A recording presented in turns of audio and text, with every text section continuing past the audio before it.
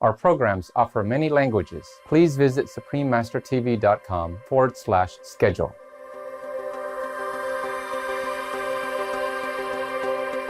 The Honorable Paul Hellyer from Canada has extensively studied extraterrestrials, or ETs. How many kinds of ETs exist in our galaxy? Probably in the whole galaxy or the whole cosmos, there are thousands. But most of them haven't got the capacity to come here yet, just as we didn't have the capacity to go there. They're limited by their technology.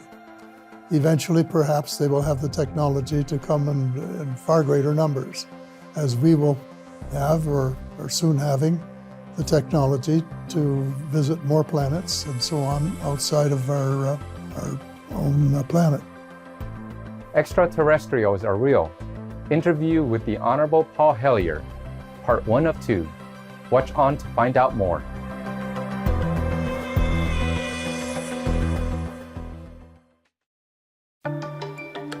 Greetings, warm-hearted viewers. I am Tung from vibrant Los Angeles, USA.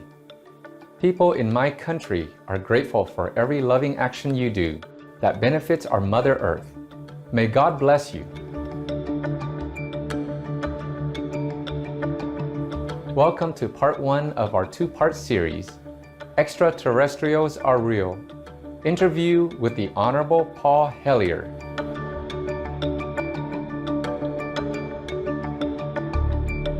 On today's program, we'll hear from the Honorable Paul Hellyer, a Canadian politician, aeronautical engineer, and internationally renowned unidentified flying object or UFO expert. Mr. Hellyer is the former Minister of Transportation and former Minister of National Defence for Canada and is currently a member of the Canadian Privy Council. Mr. Hellyer has conducted extensive research on extraterrestrials, or ETs, and unidentified flying objects, or UFOs. He has spoken widely about aliens, with his talks being viewed millions of times on YouTube. He is one of the first high-ranking officials to state, unequivocally, that UFOs are as real as the airplanes flying over your head. On 2 separate occasions, Mr. Hellyer personally witnessed a UFO. 3 or 4 years ago, my wife and I were at our place in the North Country, about 120 miles north of Toronto. And it's sort of a UFO belt. There's been a lot of UFO sightings up there. We were up there for Thanksgiving, and my wife said, "I'm going out to look at the stars." And for some reason, I put on my cap and followed her out, which was most unusual for me. She said, "Oh, there's a bright sky and a bright star in the eastern sky." No, the western sky it was. And I did a quick glance and I said, "Oh, there's a far brighter one in the eastern sky." And she turned around and we both were transfixed because this star, unlike other stars, was moving 3 or 4 degrees across the sky in 3 or 4 seconds. And I knew enough about aeronautics from my earlier years to know that stars don't do that. And then when I got back to Toronto, I checked out, could it be a satellite? No, nothing. Space station? No. No explanation except the real one, which was, it was a spaceship, and it was moving so fast and doing funny things, going across the sky and down and back and dipping up and putting on a show for us.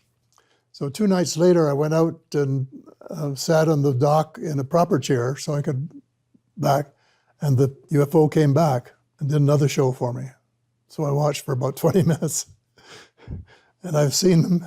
And I know what they look like. Well, they have different sizes and types coming from various places. But I know their characteristics, and I knew that we didn't have anything that could do what they were doing. And so I was pleased to be able to put in my book that I'd seen UFOs in action. In 1977, Steven Spielberg's movie, Close Encounters of the Third Kind, told the fascinating story of aliens visiting Earth. When a massive UFO lands on Earth, a group of American volunteers enter the ship to travel with them to their distant planet. Although the movie is fictional, Mr. Hellier says that a similar incident actually occurred. There's only one that I know of, and that is the expedition to Serpo. And this again was in the mid-60s. The United States had had connections with the people, the Ebens as they call them, from Serpo in the Reta Reticuli constellation. So they suggested an exchange of people after they had got to know each other a little bit. And so one Eben was left in the United States, and 12 American astronauts took off, first in a scout plane and then later in a mothership, to go to the home planet of these visitors, which was the planet Serpo. They had a very rough ride at the beginning in space until they got to what was known as a wormhole. And after that, it was a nice flight. Imagine they went across what we consider 38 light years of distance in about 11 months. And this is what most people say is impossible. So nothing travels faster than the speed of light. Well, maybe it doesn't, but they got there in 11 months, and the light would have taken 38 years to get there. So something is missing in your calculations as to how the universe actually exists. Well, they spent several years there and reported back to the United States on what they learned. 3 decided to stay there when the contingent came back to the United States, and 5 of them came back and reported, and they had a documentation, thousands of pages of reports as to what went on. And this was, I think, really the sort of consolidation of the close association between the visitors from that planet and the United States government and armed forces. And even before the contingent got back, they even sent a scout vehicle that they made available to the United States Armed Forces to learn how to back engineer it and how it worked and all of that sort of thing. Mr. Hellier says that for many years, extraterrestrials have been assisting governments on Earth. Their main objective is to help us to advance technologically. They had been working together on a small scale for a long time, and there had always been at least one working with the United States government or being close to the United States government from the time of the crash in Roswell in July 1947. There's always been at least one since. Of course, there are many more that started working in the very top secret areas of 51 and S4 and so on in Nevada and Arizona, New Mexico, that area. Many working with them for years and years, developing the technical ability to build the ships and then finally to get them to fly in space safely. So they've been working together for a long, long while.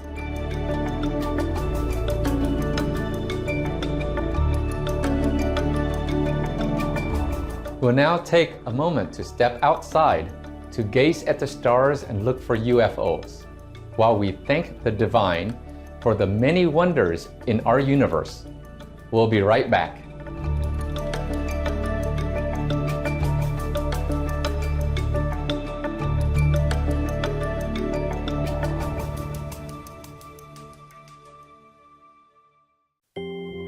Welcome back to our program. Extraterrestrials Are Real. Interview with the Honorable Paul Hellier, Part 1 of 2. Mr. Hellier tells us that in addition to the Ebens, other extraterrestrials have visited Earth. There have been others. The tall whites, as they're known, have been working with the United States Air Force for a long time, and they've been living in the area in Nevada. Several books have been written about them. They have been exchanging technology with the United States Air Force.